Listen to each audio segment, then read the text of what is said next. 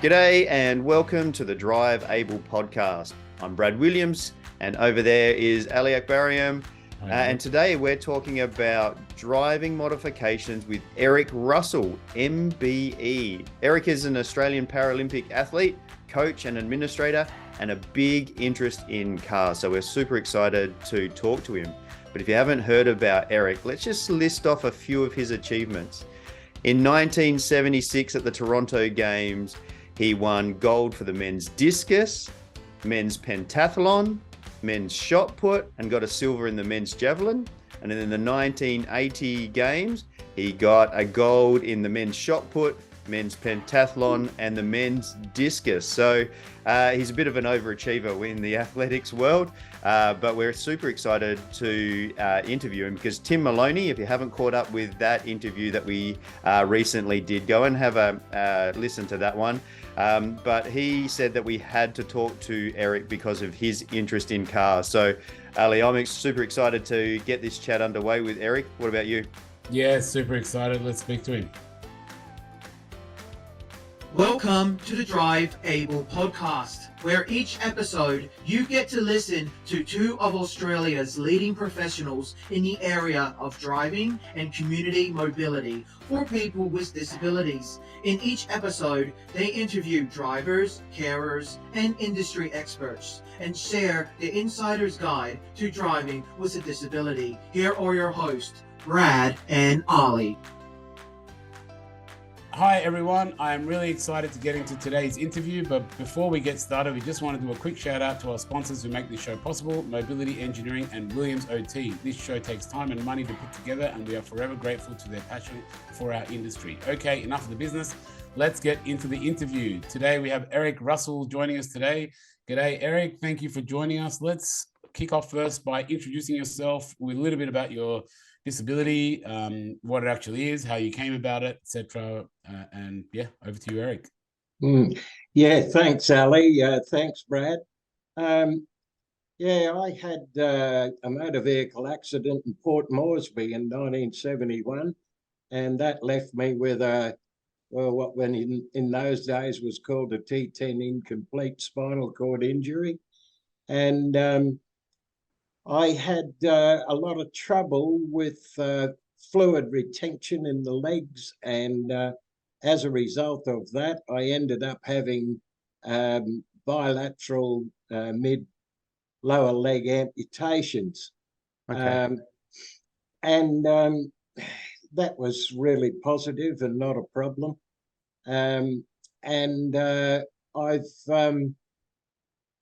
I've not really had any other serious injuries since then. I had a heart valve replacement many years ago, and that's all good. So that's the medical history side of things. So you had the accident in 1971 in Port Moresby. First, yes. I've just got a question about that. What was the hospital system like in Port Moresby in 1971?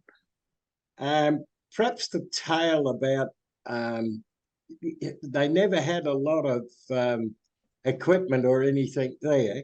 And in the accident, I was driving an MGB GT, and I got sideways in it, and the very big, strong, heavy gear lever I ran it all the way down my back and knocked a whole lot of bone chips and had bruising and stuff.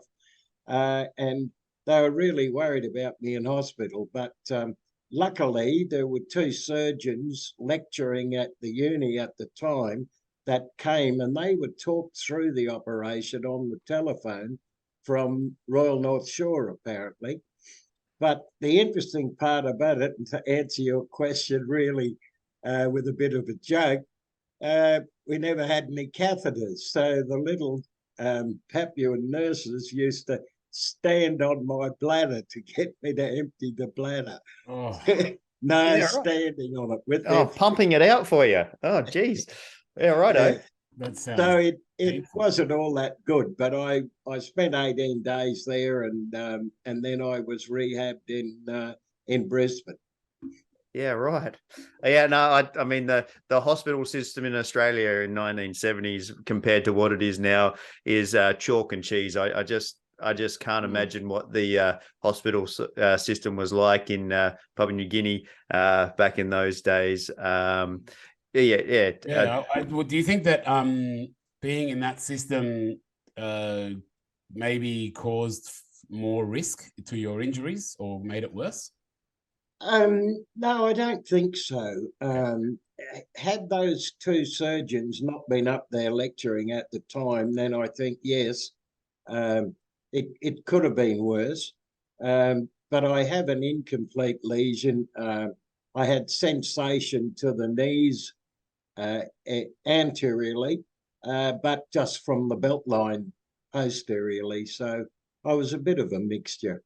Yeah. So when they were talking to you about, I guess, when it was coming to the realization that you were going to be an amputee and things weren't going to go back, how was that like, and what were you thinking about at that time? Do you remember? And I guess, and how did you become? Were you a driver actually at that point? How old were you? Sorry. I was 26. Were you driving the car? Yes. Yeah. Okay. Yes. No worries. Yeah. And the 69 MGB GTs never had seatbelts. Yeah. So that was the trouble, and I rolled it and finished up sitting on the unbroken passenger side window.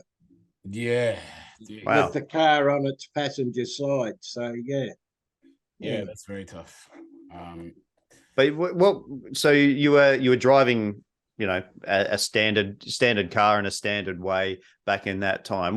First of all, what were you doing over there? I know that you got a bit of a history, maybe not a standard way. Were you driving it a little bit erratically, Eric? I can see you laughing there. Yeah. Look, the answer to that was that I'd always had relations in Papua New Guinea since after the Second World War. They'd been up there, and my mum and dad were up there. And I was at a bit of a loose end here in Australia, and he got me signed up to a rugby league team up there.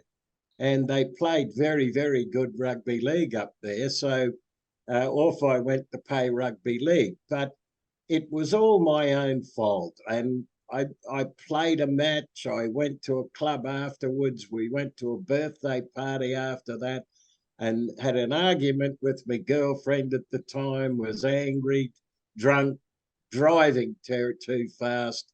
All my own fault. No one to blame. Yeah, righto. But that didn't hold you back. So after the injuries and rehab in Brisbane, your life went in a different direction and it hasn't held you back. So do you want to explain where life went after the injury? Well, there used to be a group of people who met at the spinal injuries unit who were involved in sport in those early days. And I got involved with them very early. And when I finally got to rehab, I ran into the guy that started sport for athletes with a disability, mainly spinal cord people in Queensland. He was in rehab, and he introduced me to throwing things. So, and as a very angry young man, I threw things very, very well. So I finished up, I got injured in May. I got out of hospital in July, and I went to my first games in February of the next year. Oh, wow. Yep. Okay. Where did was driving part of any of that? Or were you did you just stop driving for a little while, or did you get back into that as well? No, I owned a Valiant two-door car before that, the one that was based on the American Dodge Dart, a long, very nice car. And I owned one of them, and it was a manual. And as soon as I got out of hospital, I figured out and rigged up hand controls on that vehicle. So I was driving a few weeks after being out of hospital. And you did that yourself. You rigged up your own system. Well, in the previous lifetime, I was a boilermaker by trade. So I've got that engineering background ability, and I just figured out how to do the brake and the clutch and the accelerator all on the one lever. Have you got photos of that from back in the day? I really want to see that one. No, I don't. But just imagine now the common old push twist thing. Well, Yep. what I did was, instead of just putting a one-way joint in that, I put a universal joint in the lever, and then I put either side of that to a bracket above the steering column, and that had a cable that went down to the floor through the clutch. So I was able to twist for throttle, push for brake, and turn the handle around underneath the steering wheel to the 6 o'clock position to operate the clutch. That's awesome. So you could do all of that on one hand. Did you have pulleys in there? Did you have pulleys with the No. You didn't need them. Okay. It's a bit difficult to explain. Yeah. But there were two longish levers above the steering wheel, probably in the old money about 6 inches long, and they provided the effort to push the clutch in. Yeah. Wow. So and that worked just fine.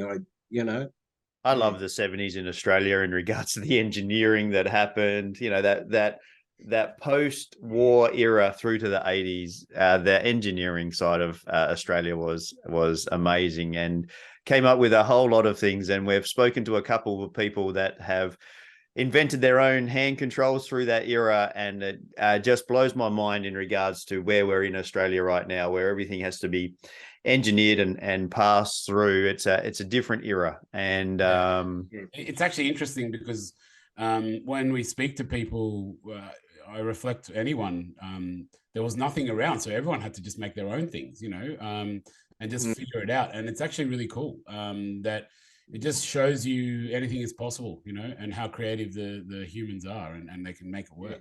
So and like you said, nowadays it can be a bit more sometimes it can be a little bit limiting because you can only have one off-the-shelf product as such, whereas this is just a customized product, specifically made for your needs, which is really the ideal situation. So that's really good.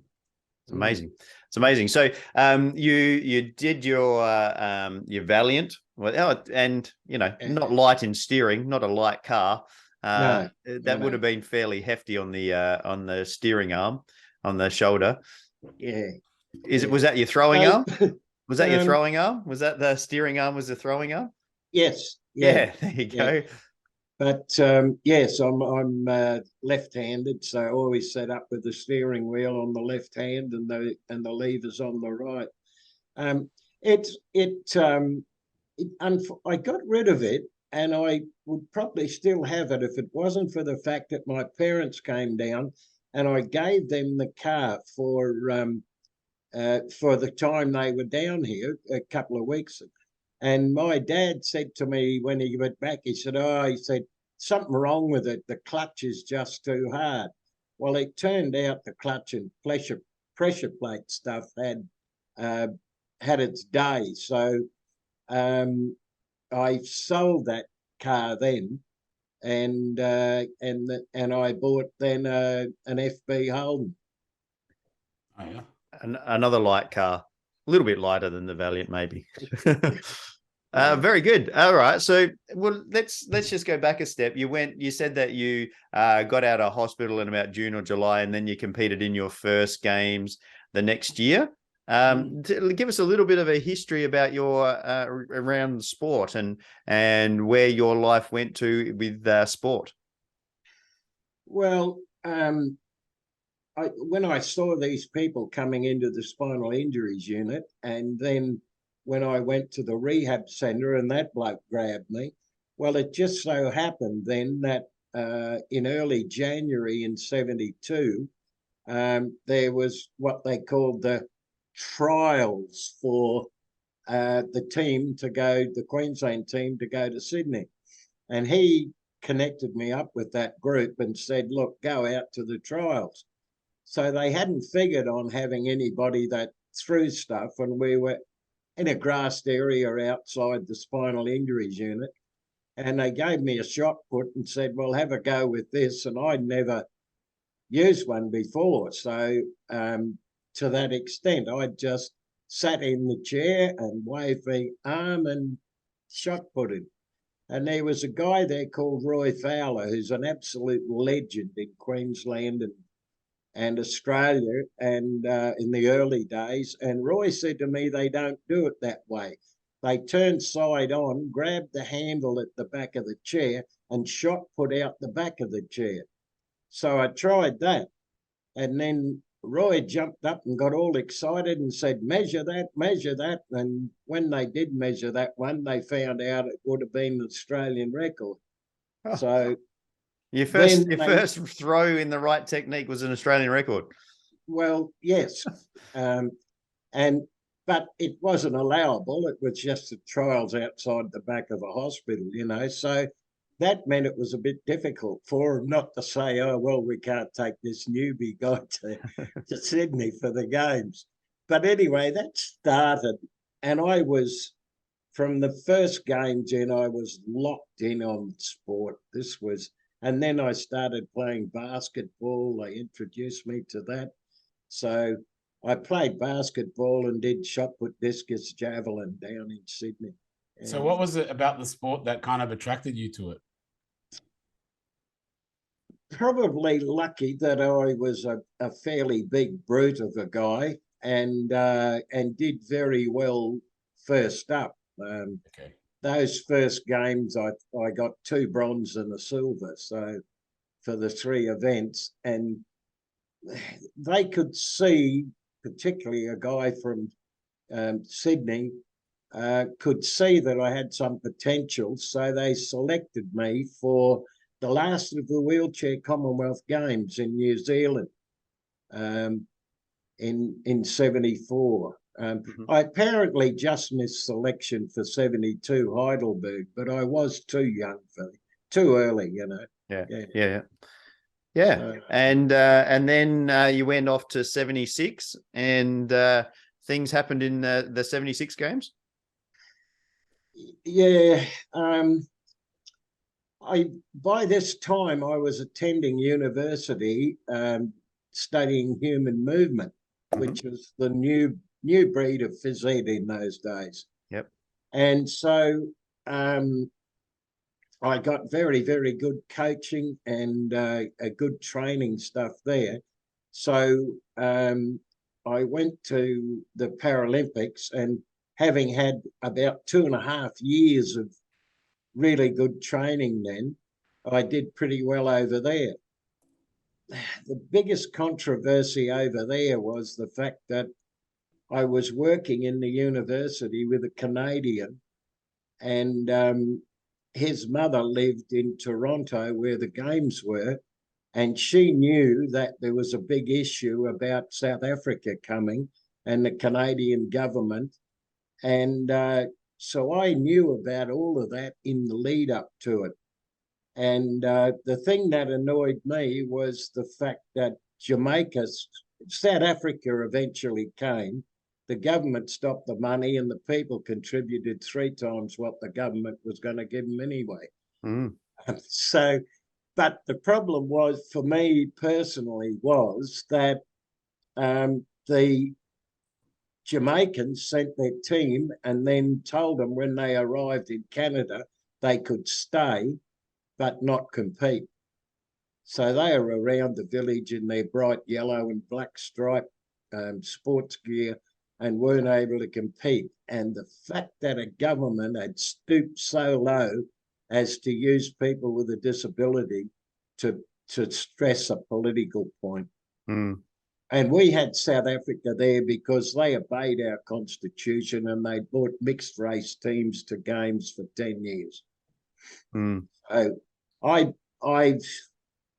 thought I'd do a personal protest, and so I refused the first gold medal I'd ever won. Right. And that set off a train of things in history that led me to being elected as chairman of athletics internationally for 10 years. So, Oh wow. I didn't pick that up in my little research of you. So thanks very much for sharing. I did know that you were head of the athletics for quite a few times, but I didn't know how you got there. So yeah, no, that's a very, very interesting history. But let's go into that. You're an athlete and performing exceptionally well at the games and so forth at that point. But post competing, you, like you said, you're head of the athletics. So let's pick up the story from there. Well, I sort of a closing point on that was you can't compete if you're making the rules and running the system. So I retired from that and then went to the games in '92 as my last games as an athlete. And I'd always felt that I'd been sort of robbed of the best competitive years, but I was still happy to bring the system from rehab through to professional sports era. But home-wise, I'd started getting involved with the sporting wheelies in Queensland, and I ended up, I started there as their sports coordinator and then ended up as the state administrator, we called it, executive director, CEO, that position. And through all of that, I met a beautiful lady from South Australia and decided to get married and move down to South Australia. Yeah, right. That's really nice. Yeah. Well, this is a driving podcast, so let's talk about your cars then. So you had your Valiant to start off with, and you got rid of that because of the clutch issue. But then that it didn't stop at that first car. You're a bit of a car nut. Is that right, Eric? Tim Maloney said that we had to interview you because of your car history. So Tim likes his cars as well. He's a basketballer, if you don't know who Tim is, and we interviewed him a few podcasts ago. But he said that we had to interview you because of your interest in cars. So let's talk about your car history post-accident.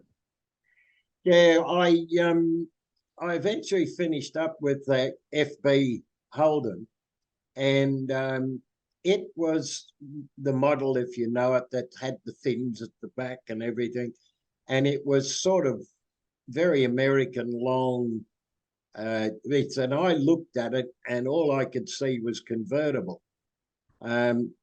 So I got under it one day with some 2x2 by 10 gauge steel square tube, and welded a chassis underneath it, and then I slammed the back doors shut and welded them up. So it was a 4-door? Sorry, it was a 4-door. It was a 4-door, yeah. Slammed the back doors shut and got the angle grinder out and cut the roof off, and we went to town in it that night. I love that. I love that as a certifying engineer. I love that story. I've seen a couple like that. How was the it's actually funny. I'll give you a quick story of one that I saw. A guy brought it to me that they did something like that. And then as the it was a Volkswagen Carmen Ghia, as the thing came into our driveway over the bump, all 4 doors popped open. Because the whole car was they didn't put the frame underneath, if that makes sense, you know. So well, I tested mine because I took the seats out of it then and blocked up a whole sheet of steel, and we dropped 1.5 tons weight in it. And wow. It didn't break, so I figured it was okay. Yeah. Was it you still using the same hand control system, or did you make a new one up? No, that was an automatic. So I only just had to have the twist grip and the push for the brake. And you again made that one up yourself? Yes. Yeah, okay. You didn't have to do anything in Queensland then. If it worked, it worked. If it didn't, It was like everywhere, I think. And what about after that then? What happened after that car? Any other interesting ones? I drove that for quite some years now, probably 6 years, and I run it round the clock, going all over Queensland, and it eventually broke down. I was working at Mara Coal Mine in central Queensland, and it broke down one day, and the motor was shot, and the gearbox was whining, and the diff was buggered, and it stopped. I got a lift into Billawheeler, and I went to the Chrysler dealer there, and I said to him, "Listen, this thing that you've always wanted is down there. If you can tow it in, you can have it, and I'll have a new Chrysler, thank you." So, yeah. So you went to the Chrysler after that, and did you do anything to that one, or did you put your own hand controls that in was the one that I ended up with hand controls on. The Holden was pre-accident. Right. Yeah, Holden convertible. Okay. So the Chrysler, what sort of Chrysler was it? That was the one based on the Dodge Dart. Yes. Oh, yeah. Gotcha. Right. And then, so what about later on in life? Is there other cars that you've done things to, or a car that you're really proud of later on in life? Probably the LS Monaro was a good one, because that was one of the small V8s, and I took that, and I found another Monaro with a 350 Chevy in it, and a turbo 400 gearbox, and a Ford 9-inch diff. Now, that was creme de la creme for Monaros, but the body was shot. My body was brilliant, so I'd swapped the whole drivetrains over and sold the other one off for next to nothing, but I got what I wanted out of it. And we reconditioned the 350 Chevy motor and put Edelbrock crossflow heads on it and extractors, and put a nice new cam in it that got done in Sydney, and put a bigger set of wheels on, a set of Statesman wheels. So we went up to 16-inch from 15, and that made a hell of a lot of difference to the look of the car. And so I had that for about 10 years as well. Yeah, loved that. Very, very big sounding car as well, the Chevy V8s were. Made yourself a little rocket. Looking at a picture of that online, it's bloody a beautiful looking car. Yeah, yes, yeah. And we used to go to the actually when I was a kid, so I love them.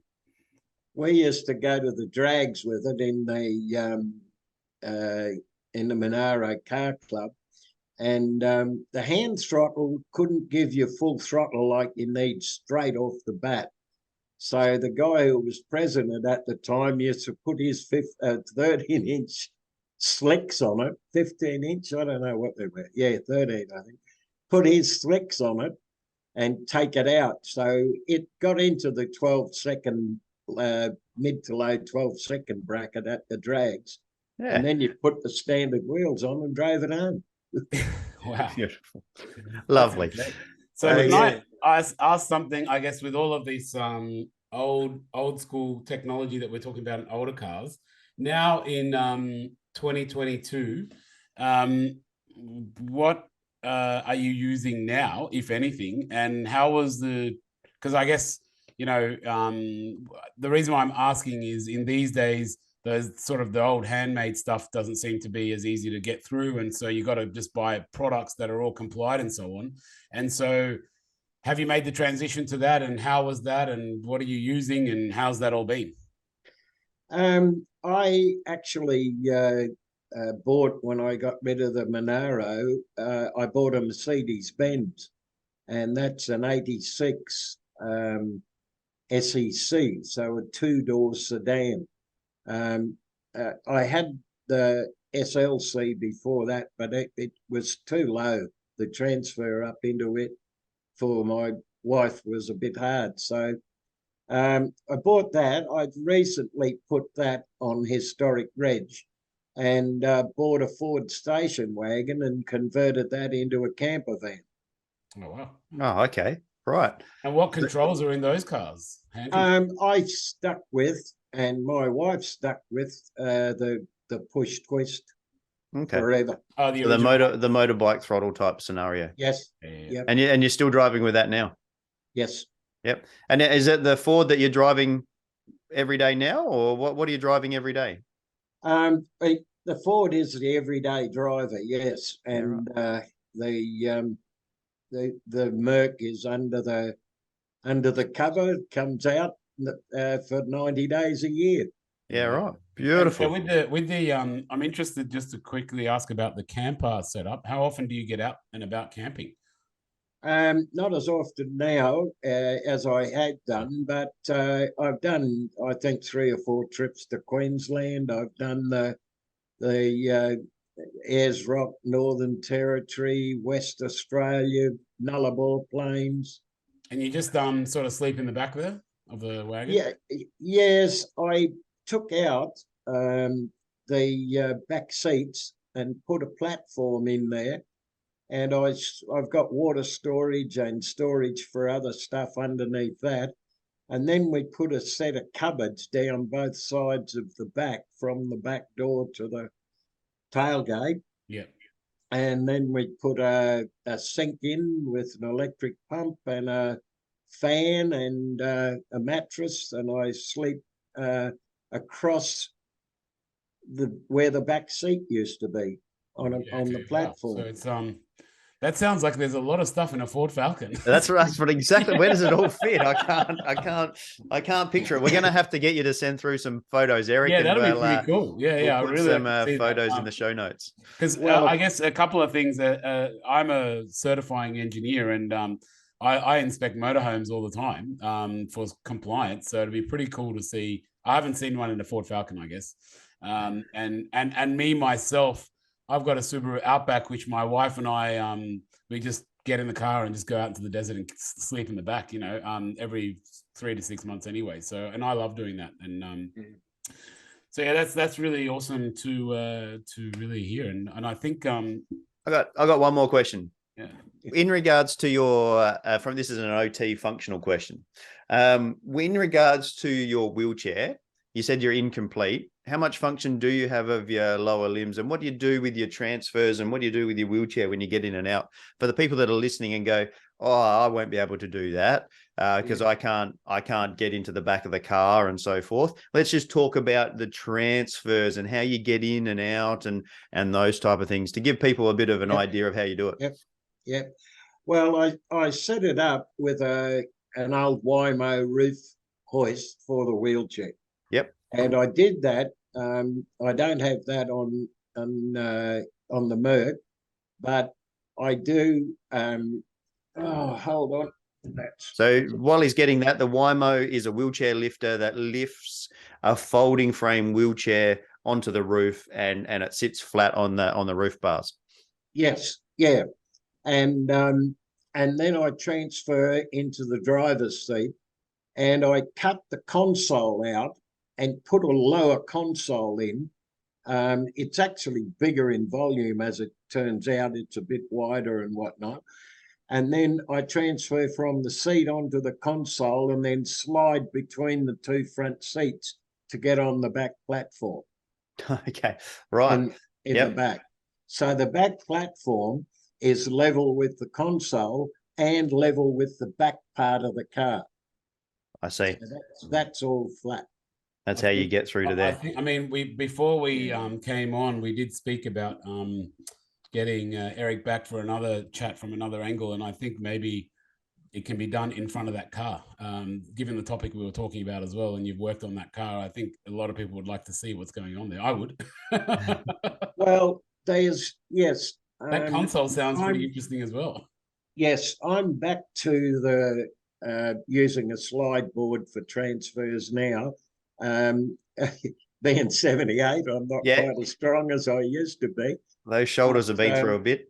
That all works. But a friend of mine gave me a hand to do this, and he's a guru with video and whatnot. So he made a video of that car, and he put a soundtrack to it and everything. So that's the one you couldn't quite access, and I'll send it to you. I can do that. Has he put it on YouTube? We'll be able to put a link up for YouTube. Yes. Yeah, it's beautiful. on YouTube. Yeah. Yeah, awesome. We'll find that and we'll put it in the show notes. And I'm excited to look at it. I really am. Well, its titled is "I've Got a Plan." I've got a plan. All right. Yeah. We'll go searching for it and put it in the show notes. Hey mate, we've run out of time. We always get, I don't know, Ali, I think we have to make these podcasts an hour and a half long because we always run out of time. There's always more that we could talk about, but we'll leave all of our listeners hanging. Before we ask our final question, we're just going to do a little shout out to our sponsors one more time, Mobility Engineering and Williams OT for bringing you today's interview with Eric. Eric, we always ask our final question to wind it up, and that is to share a story about your driving, a trip that you've done or a memory that you've got in a car, because we know that cars are more than just getting from A to B. We've got that from you already, but is there another story or another something that you've done in your car that no one else knows about that you'd like to share with us today? Well, doing a bit of this work and doing a bit of travel, I always like to have a set of portable hand controls with me. So I take that overseas. I had them collapsible. And a guy, Ali, you might know, called Doug Potts, had a look at them. He does a lot of the work you're doing here in South Australia. But I had those, and when Julie's Toyota was taken back because of the bag issue, I found her a Mercedes-Benz in Melbourne. And so I flew over, took the portable hand controls with me, and horrified the salesman there putting them on and driving the car back to Adelaide with these portable hand controls on, which nowadays are quite illegal. That's right. Yeah, I was just about to say to everybody, don't get any bright ideas about portable hand controls. The Department of Transport in South Australia themselves, I'm not sure where it is up to in New South Wales, but in South Australia, the portable hand controls are technically illegal because they're not attached solidly underneath the dashboard or to the steering column. So yeah, don't get any bright ideas if you're listening to this about portable hand controls, because then technically not allowed in Australia, as far as I'm aware. Yeah, always check with your local authority. Yeah, absolutely. Hey, Eric, we're gonna wind it up. If people would like to get in contact with you and they want to find out about, I don't know, anything that you've spoken about today, I mean, it sounds like there's so many more stories that we've got to unpack with you, and we might get you back to unpack a few of those. Is there a way that they could reach out to you? Are you on Instagram or Facebook, or have they got an email address that they could write to you if they really want to get in touch with you? Yeah, I don't mind that. The other alternative, Eric, is that they could reach out to us and we could put them in contact with you rather than sharing it live now as well. So, yeah, that's probably a better idea. Yeah, no worries. So probably the email is the easiest. Yeah, so make sure that you reach out to us if you want to know about the Ford Falcon or any of the converting an old car for taking the roof off.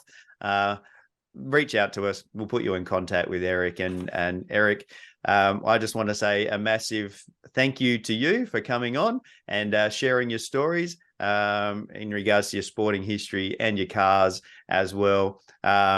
You haven't left let life stand in your way. You've got out there and enjoyed your life by the sound of it, and made the most of it post-injury. And I really thank you for coming on.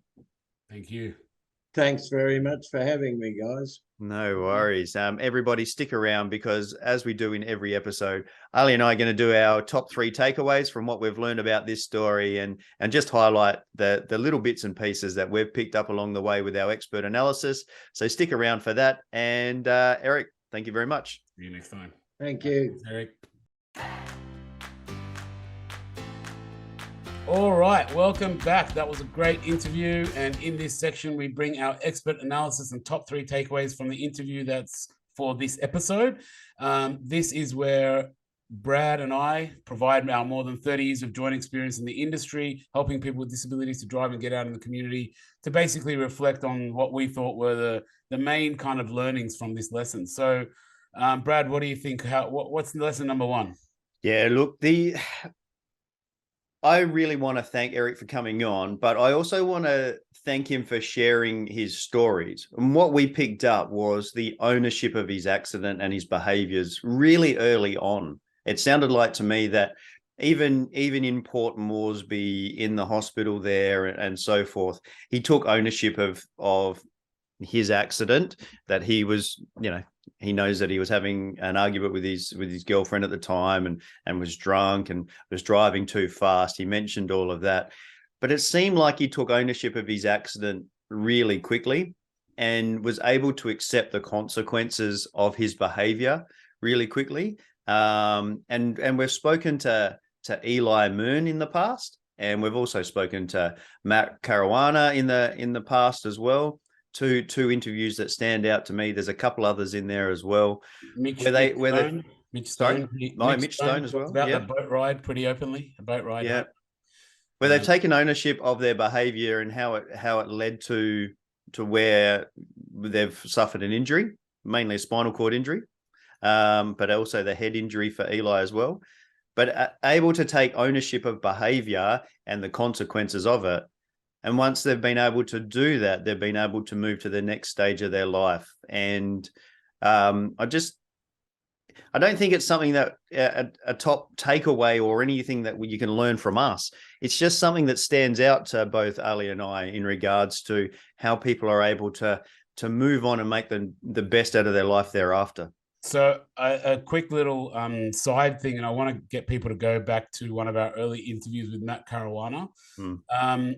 So from these interviews that we've done, which we've mentioned before, we both have personally learned a lot.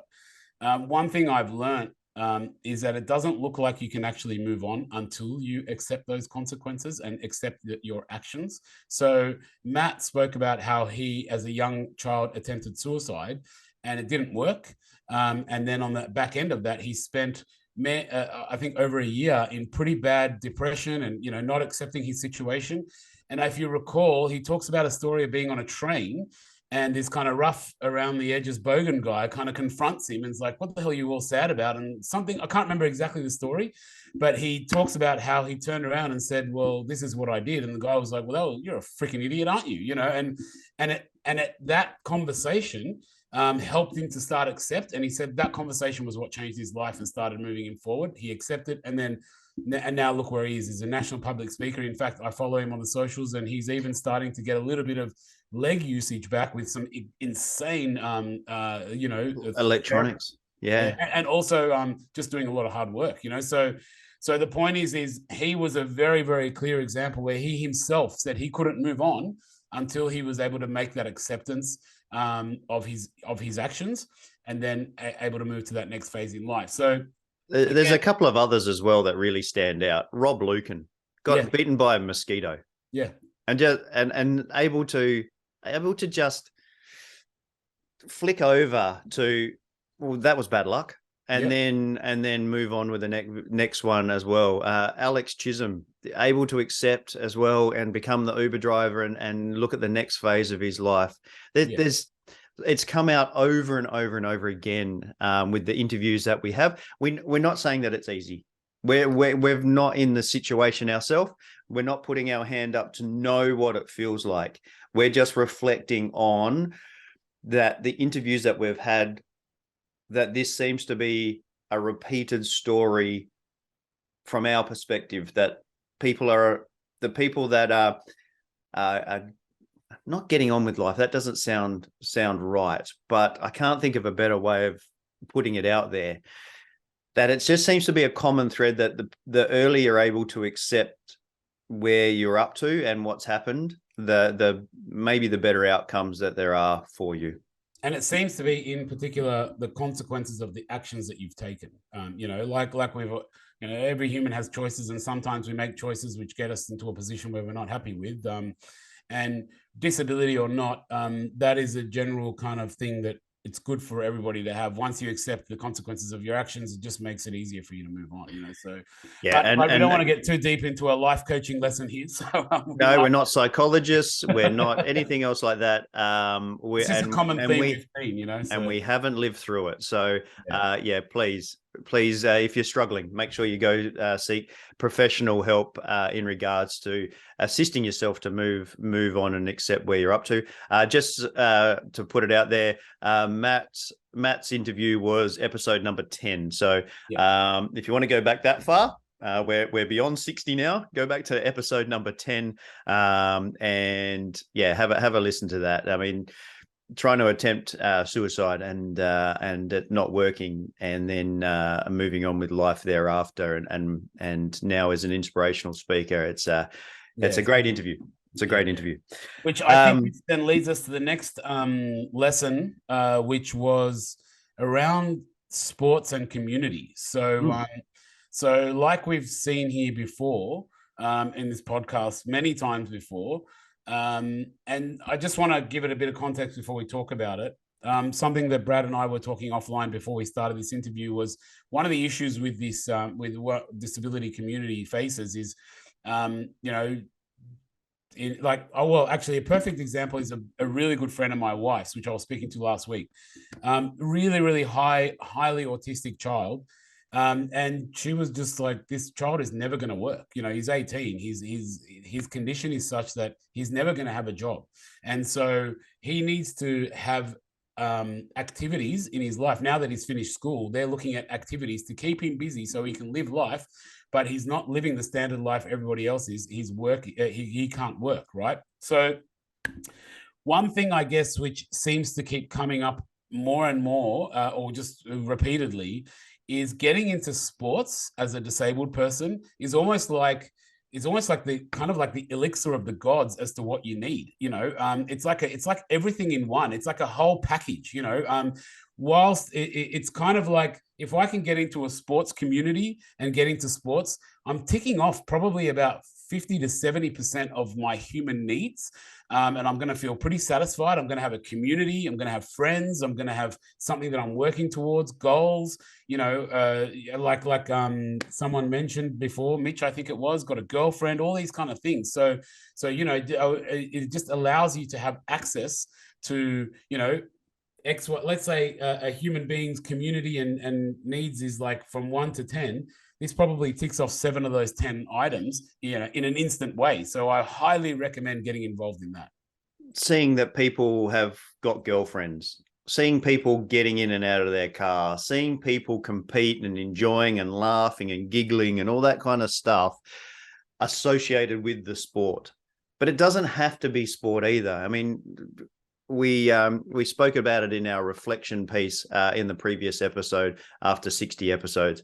Natalie Wade as well. She created a community, or she was involved in just a disability community where they are able to share stories, reflect on it, and be able to help and motivate each other. Getting involved in a community, whether it's sport or not, you might not be a sporty person, or maybe that you can't play sport because of your disability. But being involved in a community with like-minded people, it just seems to be a way that it links you in with other people in certain scenarios.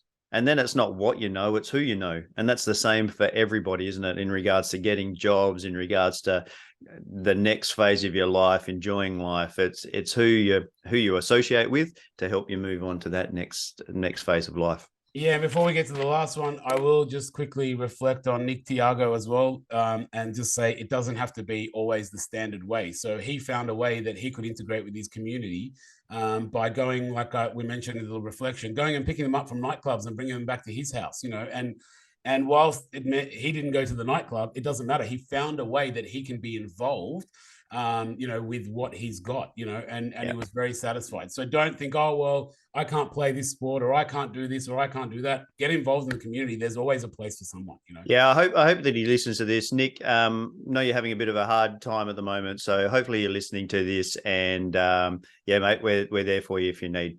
Hey, the last point, our third takeaway, and this is a driving podcast, so we should talk about a driving takeaway. In regards to, I mean, this is your cup of tea, Ali. This is the engineering side of it all. Yeah. How interesting from the 70s to now, how the innovation has changed through that time. It's so different from the 70s to it is now, and we just wanted to reflect on what's maybe happened over that time in our last takeaway for this session.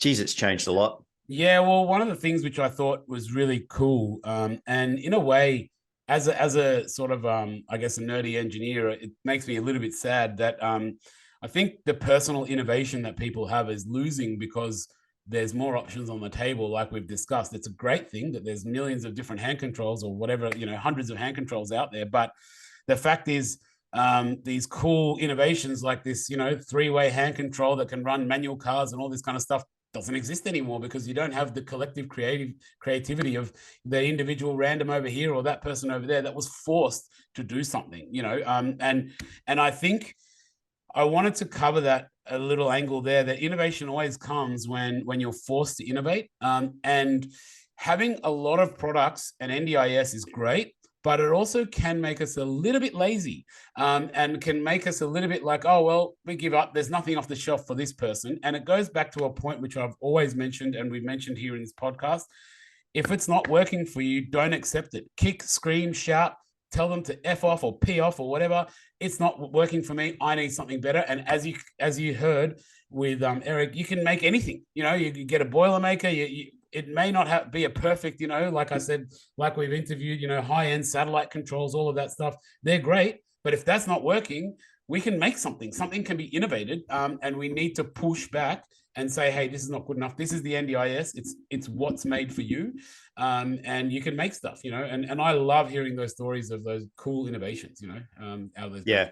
Look, it has to meet engineering standards nowadays. That's something that has changed. Like he created his own hand controls. There was no tick off. There was no nothing. Probably the police officer in the 70s went, oh, that's pretty cool, mate, and off you go.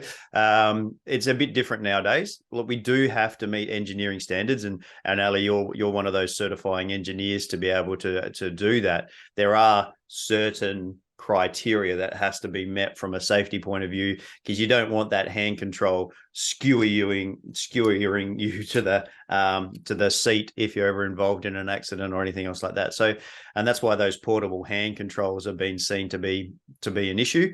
Yeah, definitely. You need to make sure everything is always compliant and work with the engineers. But the point is even if there's something that's not off the shelf, something can be certified and complied. Like an engineer like myself, that, like, for example, to give you an idea, when the part comes in from overseas, an Australian engineer has to review and sometimes even test those parts as per the Australian standards. So it makes no difference if someone was to make something up.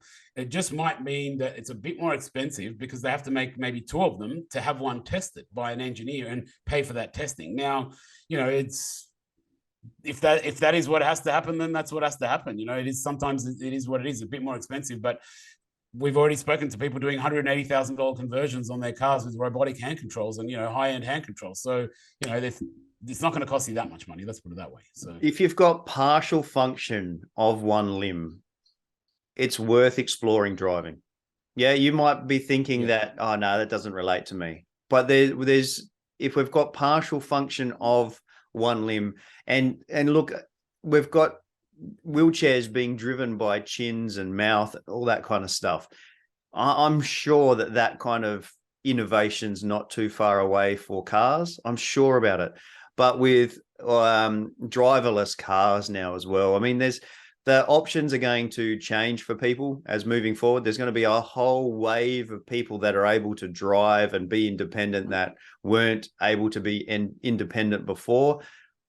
But there's a lot of innovation between now and then as well that can happen. So there's a lot of products out there. There's a lot of products to explore to help, and these can be tweaked or modified or repositioned or innovated to be able to help. So make sure you get out there and explore what's available, and let's get creative and see what we can do to get you driving. So that was our third takeaway, and that basically winds it up, doesn't it, Ali?